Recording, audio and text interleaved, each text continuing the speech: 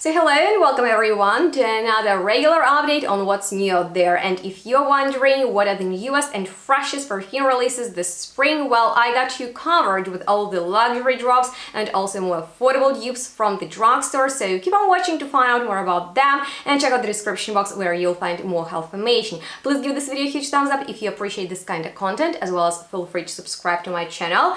And once you're done with that, we can dive right into it. Starting off with something very exciting that might be the next new addition to my collection, which is Explicit Vanilla by Mancera. And when Mancera does vanilla, I'm paying attention because it's my favorite note. If you are a huge vanilla lover, then feel free to check out some of my previous videos dedicated to this magical aphrodisiac note that does wonders, especially if you seek compliments. You need to have a beautiful vanilla in your collection. And since darker gourmands are really in at the moment, I feel that Mancera is definitely delivering us this creamy, rich and a little spicy fragrance with some darker notes. So it seems to be like dessert but in leather pants, and I'm excited about it. Hopefully it's not going to be too synthetic and more luxurious. So I'm really looking forward to this one, just as to Montale's new releases. So let's talk about the oud separate. And I mean, like, it seems that they follow this tropical oud trend,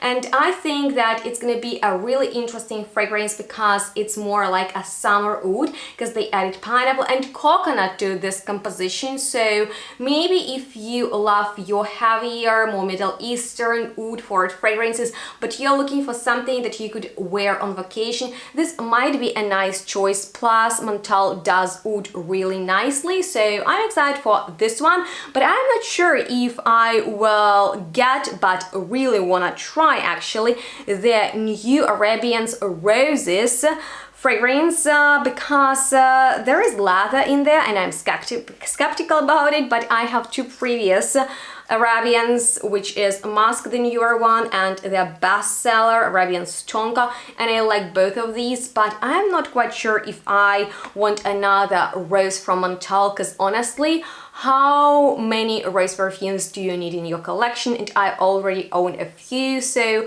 we should wait and see. Maybe they will actually discontinue some of their previous rose perfumes, because honestly, like, I hope it's gonna be different, but I don't think so. So let's just move on to another fragrance that I think is gonna be my hard pass, because Lattafa just released a new camera fragrance, and I've already reviewed for you two previous ones that are really hyped up, but unfortunately none of these worked out for me, and now they are up for smokier and more deep version of this fragrance, and honestly these have already been way too much for me. So I think it's gonna smell a little bit burnt, and Lattafa is always hit or miss for me. So I'm not even side-eyeing that fragrance, but what's on my wish list is New by BDK, and this is Impadilla. It seems to be like a rosy fragrance, and it has this floral energy written all over it. So it seems to be super refined, and it is like this modern fragrance with ton of gorgeous notes,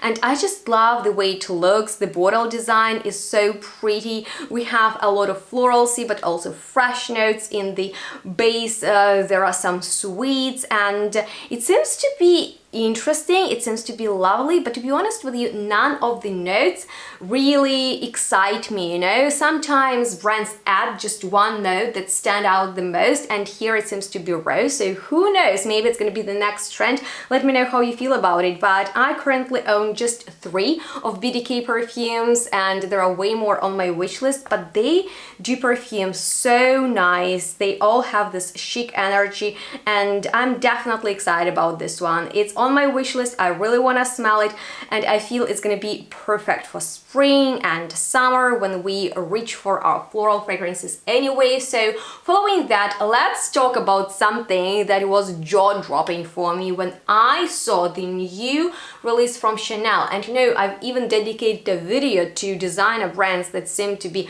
dying out because they have no original creative energy left. But guys, Chanel has finally done it, and I'm super excited for the new addition to the Chance collection that has never been my thing, but there is this Oh Splendid that visually reminds me of Splendid Iris by Josita, and judging by the notes, and there is violet with iris and my favorite raspberry, which is giving me almost insolence vibes, and for that I always recommend my beloved Mellow. This is such a holy grail in my collection if you love beautiful violet fragrance to be nostalgic but you want to have a modern twist to it. That raspberry is so delicious in this fragrance that dries down into the most beautiful, soft and just sexy musk. I could go on and on about it, but you know what? It is a safe blind buy that I would highly recommend you guys to check out. Believe me, you won't be disappointed with that gorgeous fragrance, and I also have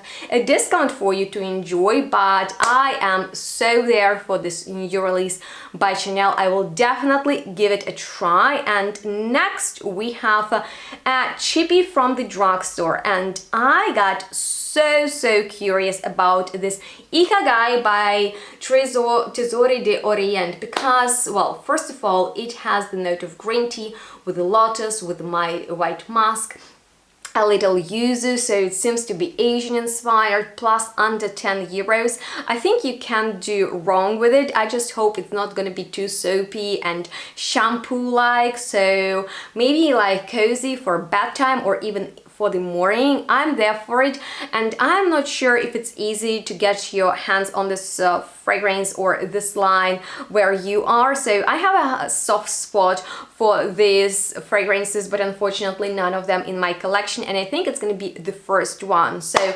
that's being said, now you know how much I'm obsessed with rhubarb. If not, then well, I'm a big lover for it, huge sucker. It's a great note. It is tart, it bursts with energy, a little bit green. Oh, I just love it so much. So when I saw that Prada released this infusion de rhubarb, oh my god, I got so excited about it just because this minimalistic line is so nice. There are some gorgeous fragrances. One of my favorites was Mimosa, and now there is a rhubarb one, and I think it's going to be great for summer when we are ready for, you know, more prickling, berry fruity fragrances. And even if it's going to be 70 or like 50% close to my OG favorite Rose Charcoal by Experimental Perfume Club, which is the best rhubarb out there.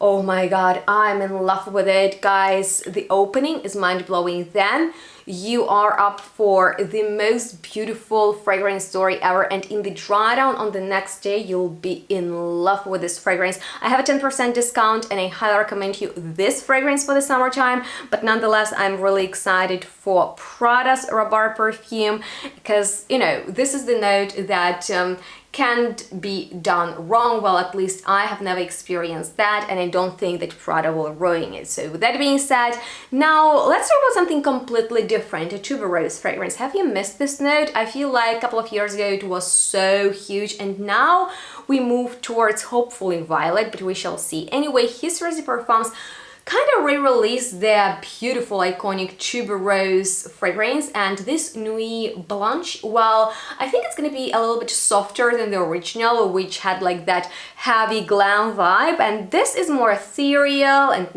maybe a little bit softer with musk and vanilla. I don't know what to expect from it. This is a great niche brand. They have so many beautiful and I feel underrated perfumes in their collection, so maybe it's gonna be less vintage, more modern, we shall see. Now I have a really inexpensive dupe to share with you, and when I saw this Elixir Floral by Colleen, which I guess is a German drugstore brand, let me know if you ever heard about it. They have so many different takes on very popular perfumes like Baccarat Rouge and Alien, many more, and when I saw the new bottle design I immediately thought of Delina. So it's gonna be like a budget-friendly option for that rosy, juicy, lychee rhubarb type of a rosy peony fragrance with vanilla in the base. I just hope that musk is gonna be kept very low in this fragrance that actually ruins Delina for me personally. So yeah, that was definitely exciting, just as some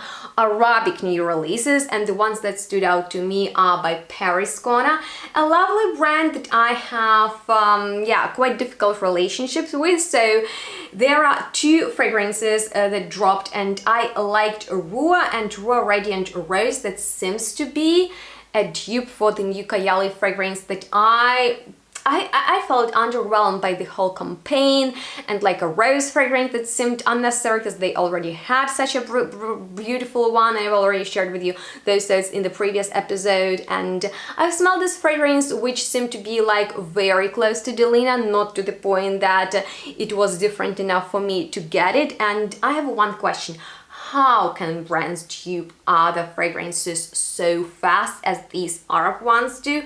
It's crazy to me, but I'm not sure if I'll get it, because with those brands it's so dangerous, because I've been burned so many times by low quality Middle Eastern Arabic brands that, yeah, you might want to check out some of my previous videos, but I'm not sure if I'll get it. But I'm super duper looking forward to the body sprays by Sol de Janeiro, and typically that's not my thing, because I'm more into whatever Perfumes or, you know, even Extras, because I'm used to niche fragrances and they have more powerful energy going on than body sprays that I feel more for younger audience. But nonetheless, there are 3 new ones for Sol de Janeiro, and I'm excited for them, also because of more imaginary notes. So let's talk about this Aqua Mystica, and it seems to be like a fresh, floral, clean type of a fragrance with pineapple, with tangerine, with some flowers, salt and skin